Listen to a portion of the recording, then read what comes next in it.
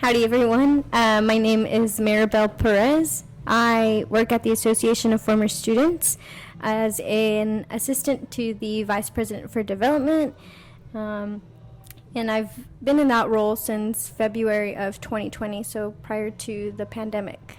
Yeah. Well, and I have to think that you are probably the loudest and proudest member of the Fighting Texas Aggie class of 2017. Yes. No, you are. I mean, when I think of Aggies who love their university and, are, pardon our language because we usually don't cuss, but they're red ass, I think of Maribel. You are for sure all about Texas A&M, right? Yes. Yeah. How did that happen? Like, when did you become such a diehard Aggie?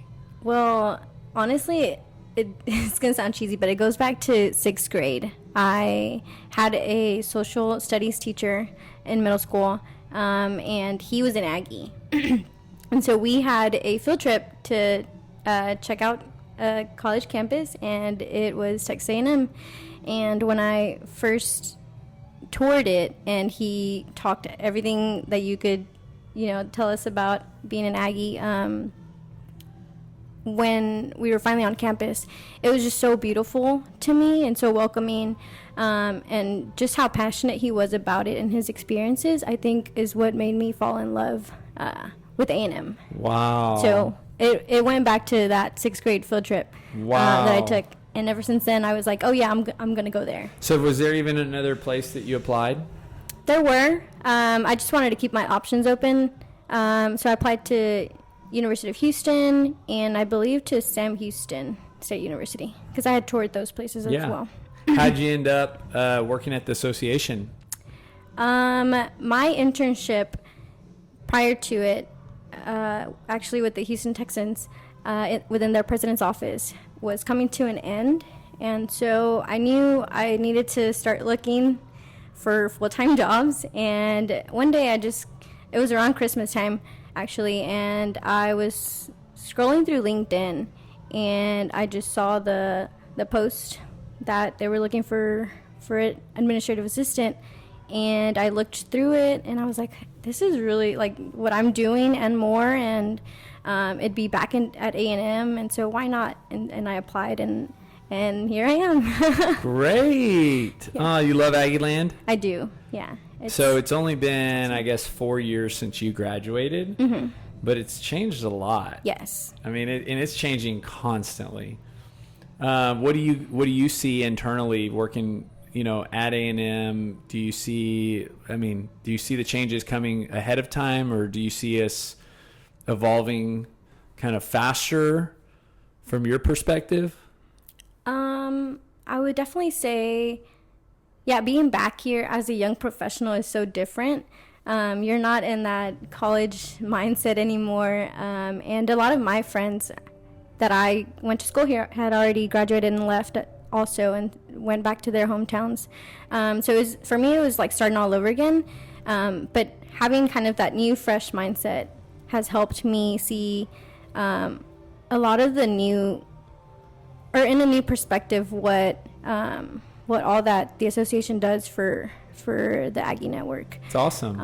And there's actually a beautification project currently that I help my boss with, and it's called Aggie Park, and it's basically that green space outside of Kyle Field.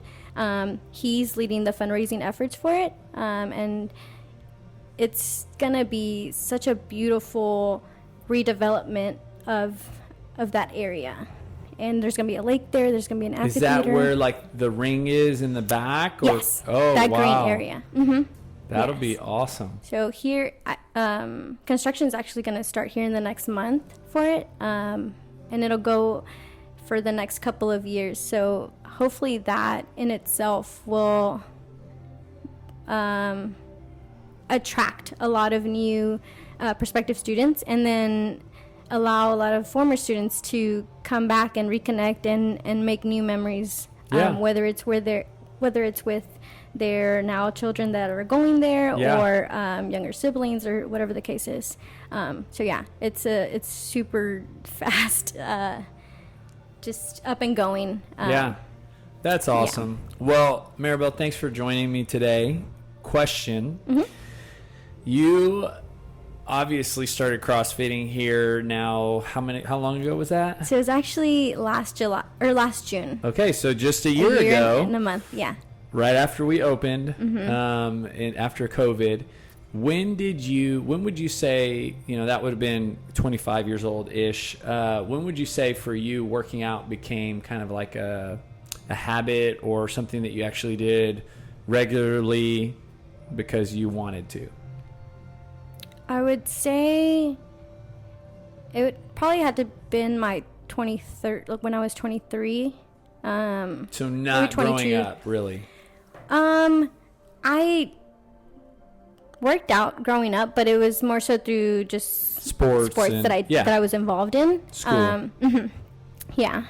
So like in middle school, I was a cheerleader, and then in high school, I started off in the drill team at my school, and then that transitioned over to track and basketball.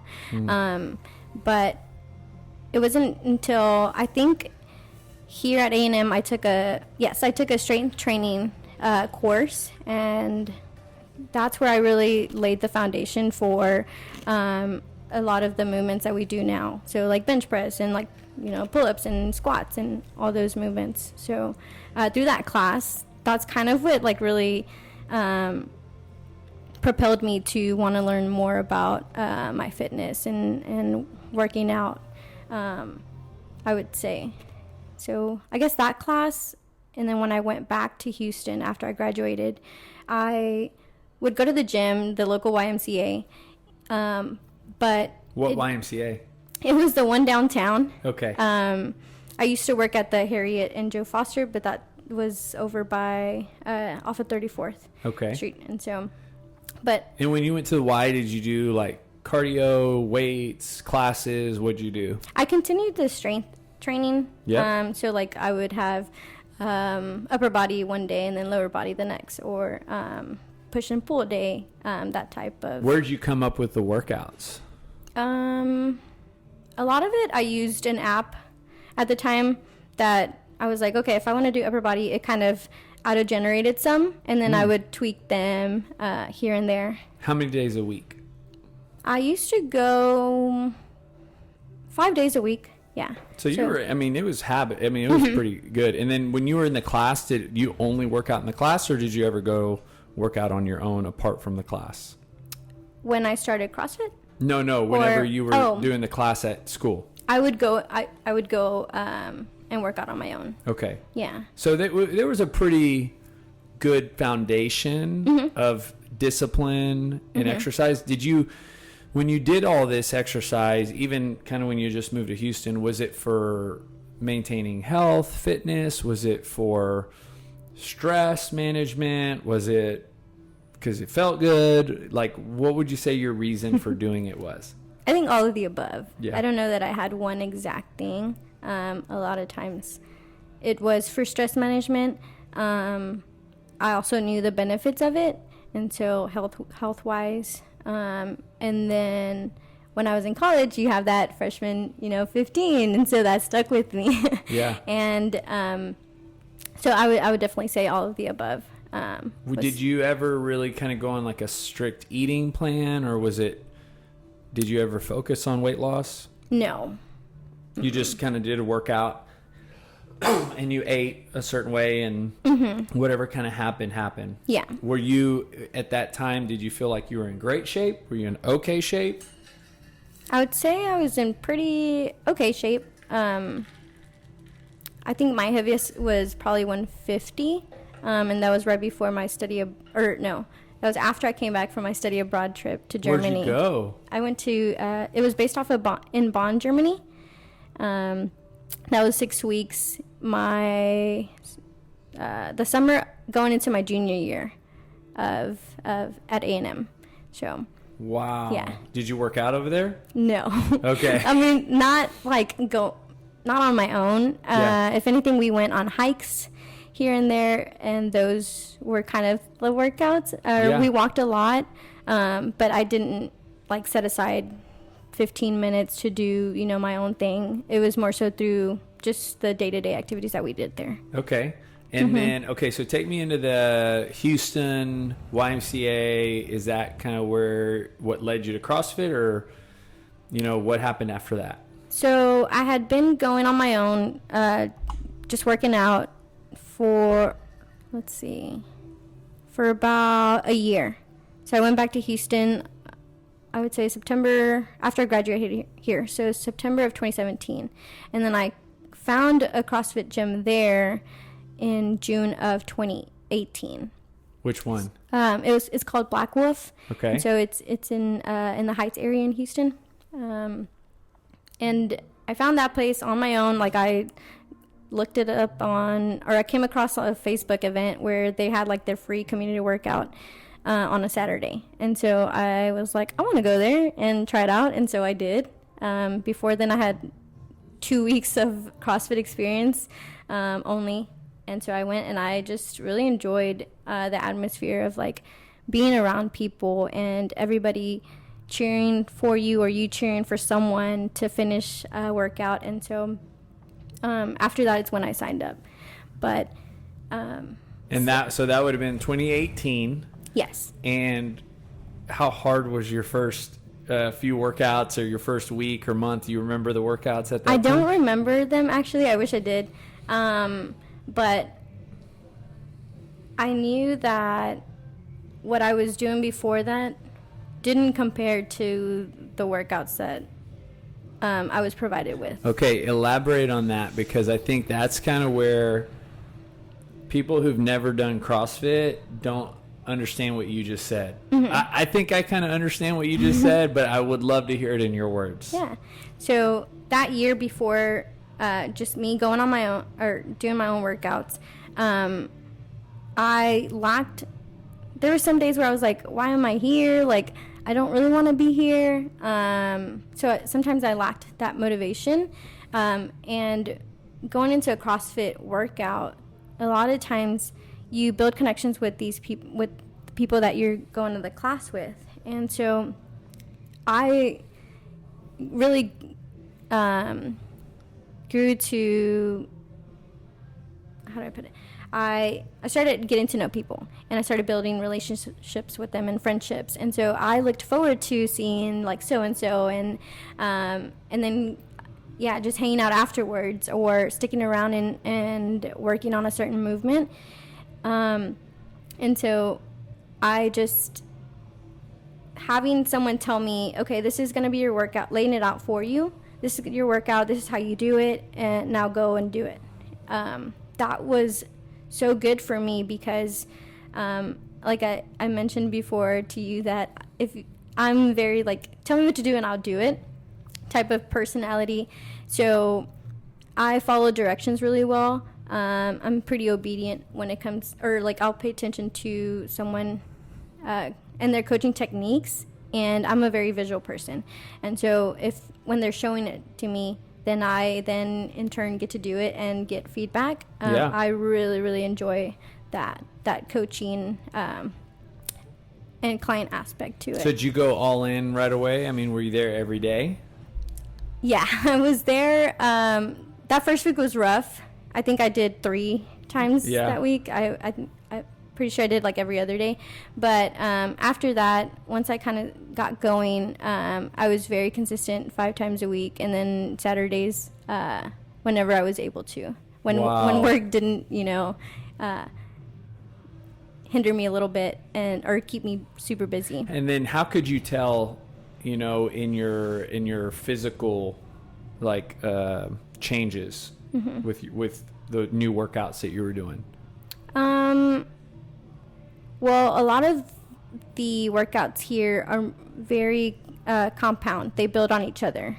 And so whenever I was just working out on my own, I did very specific isolation. Yes, isolation movements and workouts. And so I wasn't getting the full body movement that I didn't know I needed through these workouts, or that's what I came to find out. So when I started doing the CrossFit workouts, it just helped me realize, like, man, I've been missing out. Yeah. And yeah, you learn about movements that you didn't even think your body that you could do, and you just start growing. Do you have, like, what are some of those things that you didn't think your body could do?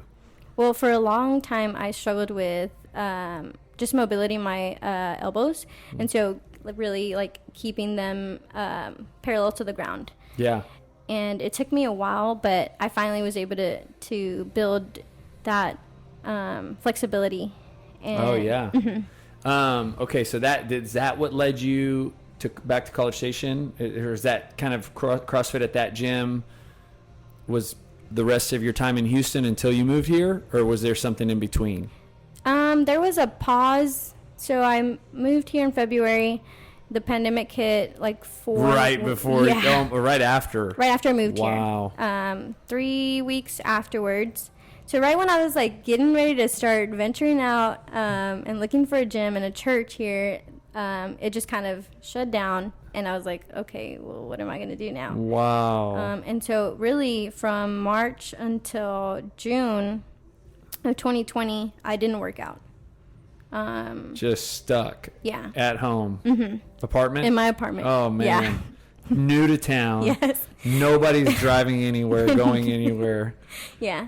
Wow. Yeah, I didn't do anything. And so when I started looking for gyms, a lot of places in town weren't really opening to new clients once like things started opening a little bit. And so I realized when I was looking, I found College Station, and that's when I was like, okay, they're opening up. Like, it's not, I don't have to be a client, I can go. And so I started coming here.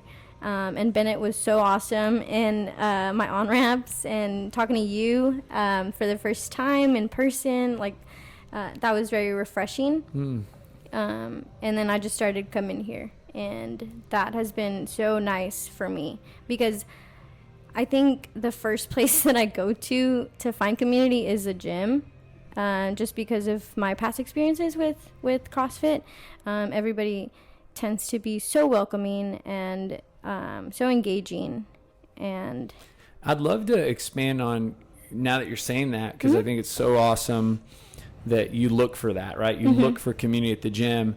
And I know here recently you kind of found Faith RXD as a community. Yes. And attended a Faith RX camp. Yes. And we're hosting a Faith RX camp. Woo! So excited. A few months, right? Yeah. October 15th. Yes. Which is not the same as the Walk to Emmaus. So that's good, because it's So I can participate. same month, but you could have two, right? You got to come. So let's talk specifically about this Faith RX, because I would love to hear the story, how you found it, what it is, and really tell me about the camp, because we're hosting one. So what better person to hear from than you? So I found it, I think it was through Instagram or Facebook. They had someone created an event, and I saw it, and I was like, oh, this sounds like awesome. It's a free workout, and then followed by a Bible study. And so I tend to go to a lot of things on my own. It's just something that I find it can be scary, but I put myself in uncomfortable situations so that I can grow. So I went to it on my own, and I didn't know anyone, and like the coach Ben from Aggieland was very such a great coach. Led everyone through the workout, and then afterwards we kind of sat and just went through a Bible study. So you had no idea what you were walking into. No. You just knew there was going to be a workout and a Bible study. And that was how long ago? So that was, I want to say, in April. Yeah. Okay. Very recent. Maybe 3 months ago. 12 weeks ago, 10 to 12 weeks ago. So what was it at the time that you were looking for? Like, what you saw this thing on Facebook, but what were you looking for? Like, what were you hoping for? I just really love how Faith RX brings workouts, and then so your faith and your fitness, they're coming together. And for people listening, Faith RX goes way beyond Bryan College Station. It's a global organization, nonprofit, founded by one of our former coaches' cousins. Oh, no way. Becky Konzelman, who has passed away. Yes. But it is in communities, right? They have chapters, right? So this is the Bryan College Station chapter where you attended. Yes. And so when you're saying you love how they kind of joined the two, was that something you were wanting, or was that something you were looking for? You mentioned earlier that you moved to College Station and you can't find a gym and you can't find a church. So did you ever find a church? It was kind of like that, one foot in, one foot out. I started going to Grace Bible Church, or in Anderson location, and they have a Junction young adult, I guess, Bible study on Thursdays that I was attending last year, and that was really nice to just get to know other people here and dive into a Bible study. But I stopped attending this year. So at that time in April, you were kind of still looking for that. Would it be accurate to call it kind of like a really strong faith-based community that you could plug into? Yes. And then so when you went that first time, you did the workout and the Bible study, you're leaving, you're in your car kind of by yourself because you went by yourself. Yes. What are you thinking? I was like, man, I really want to just grow with these people. Like, I want to keep coming. And I think it was the next time that I went. So it's bi-weekly. It's every 2 weeks. Yes. So the next time I went, they mentioned that they were going to Miami for this, I guess, like retreat conference type. And so I left that night, and I did my research to see how legit this was. And I just read about their mission, their story, and their beginnings. And so I was like, man, I really want to be a part of this. So I reached out to a few of the ladies that were already going, and they were like, yeah, we're going. Like, we talked a little about the logistics, and I thought about it a little more, and I was like, okay, I'm gonna go. So I bought my ticket and hotel reservations and everything, and I ended up going. How far out of this event, or how far out of the camp were you? I think it was 2 weeks. So 2 weeks before, you book a flight to Miami. Yep. Friday to Sunday, or Thursday to Monday? Or? It was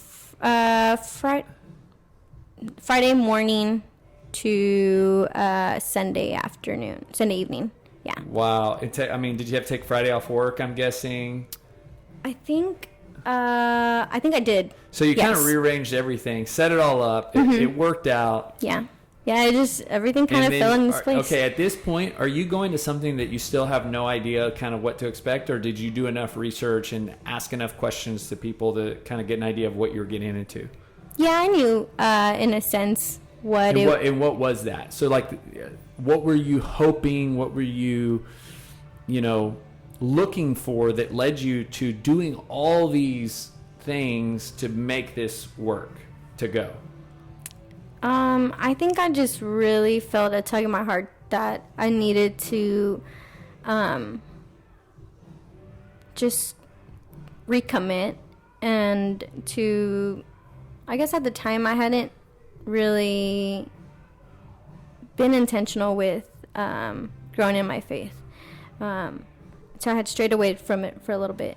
And so I was like, this is it. Like, I need to go to this. I need to just meet people from other places, which is really neat that a lot of people from all over the U.S. went, that I got to meet, that were going there for a common goal, and that's to get closer to God, right? And that's so cool to hear you share, because, again, pointing back that we're having this exact same or camp, retreat, however you want to call it, weekend experience at our gym, October 15th through 17th. Yes. And just, if somebody's similar in what they're feeling, as you were, they don't have to do it 2 weeks before. They can do this 3 months out. Yeah. Yeah. You know, Start planning with a lot now. more planning. Yeah. Start planning now. Yeah. So that's kind of why I wanted to hear where you were that led you. I mean, it's one thing to see a Facebook post and drive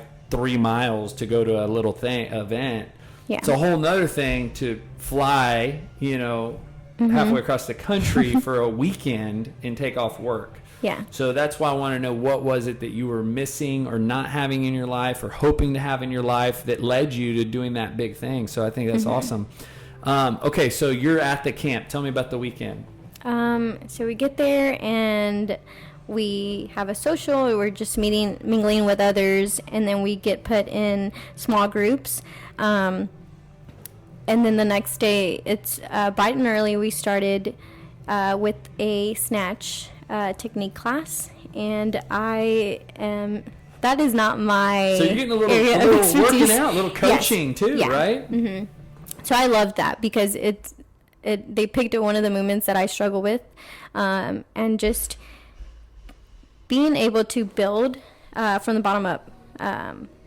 So start with super lightweight. They kind of separate us How with many like people? If you're beginners, there was definitely 50. Yeah. At peak 360. Okay. Yeah.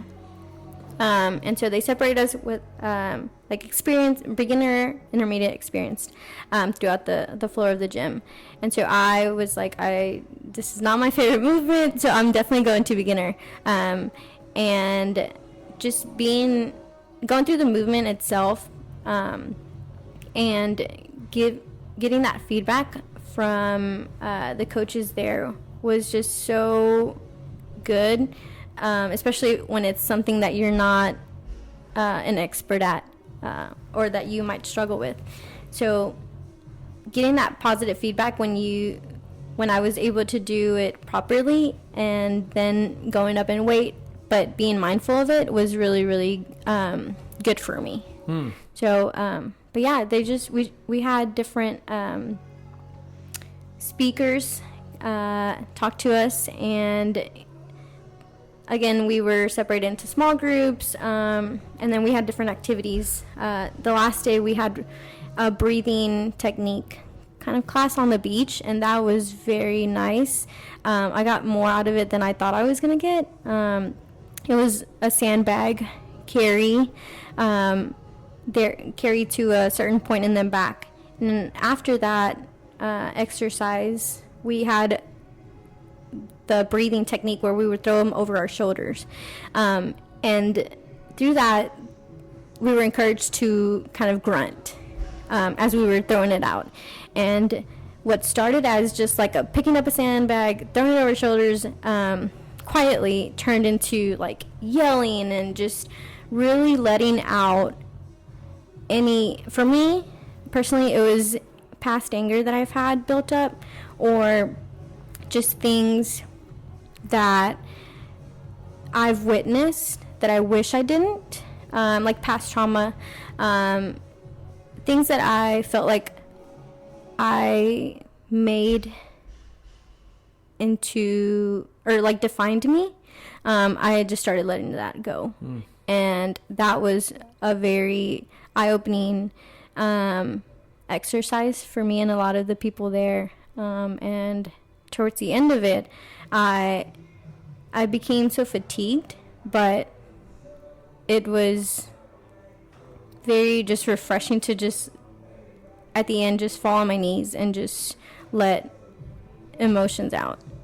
How would you say they tied the faith and the fitness into the experience, or bridged the two? I would say they did it in the sense that a lot of times we go through workouts, and sometimes we might ask ourselves like, why am I here? Why am I doing this? And for me, it's working out here. That hour is such a me time that I've grown to appreciate, and I view my body as a temple of God that I'm just so grateful to be able to do all these movements and to be able to come here and sweat and just have mobility. because I know a lot of people, they struggle and aren't able to do. And so the way they tied the two was, how can we do, while we're in a workout, as hard as it can be, what are some ways that I can be kind to myself, whether it's being mindful in my thoughts or encouraging others. And when we're super fatigued and just like super tired, what is that threshold, that level that you can thank God that He's giving you that ability to keep going? Because a lot of times, like, our body can only take so much, but our body or our minds are what can keep pushing us. And so when you put faith in that, you can just go, the sky's the limit. Like, you can just keep going, I feel. But sounds like it was just an amazing weekend. So you're on the airplane Sunday afternoon, coming home. What's going through your mind? Well, I chose to get baptized that day, and that was so nice to be able to do. I had previous opportunities to do it, but there was just something in my heart that I was like, today's the day I'm going to get baptized, and moving forward, I'm going to be intentional. So on my way back, I was just like, I can't wait to... in a sense, I was a little scared. I was like, okay, what's it going to look like going back? There's going to be, old habits that I'm going to have to face. And so it was very reflective period. And even to this day, it still is. It hasn't been easy. Like, there's been things that I've been struggling with since then. It definitely isn't like a switch that you just turn on. But I think for me, it's that intentionality that I want to keep growing, and what can I do now to fix old habits, or to not put myself in situations where maybe are tempting to fall into old habits. Yeah, Maribel, thank you so much for sharing that and expanding on it. I feel like this year, we'll call it, or really this last, when I call it year, I mean 2021. Yeah. April 2021 to now is such a big year, not only in your fitness, but in your faith, right? And your fitness kind of led you to that faith piece in this setting. Yes. Of being drawn towards this Faith RX community, led you to this camp, which was an experience that led you to baptism, that is leading you down, ultimately growing you in a stronger, deeper relationship with Jesus, right? And so I feel like, the fitness journey, it's such a big part of your fitness journey, right? Because it is cool, right? I mean, that's the podcast is all about fitness journey, and it just so happens that your faith journey is getting interwoven into that. So I've got two questions, right? I'll ask you the one I always ask everybody, but I want to ask this one first. We're having the camp here October 15th through 17th. It's Faith RX Friday, Saturday, Sunday. Their team is going to come. It's going to be at our gym. It's going to be awesome. Yeah. Somebody's listening to your interview and they're actually considering this camp, but they're not sure, right? Maybe I know the early bird price is, I think it's like $350 or something like that for the weekend, which is great. Yes.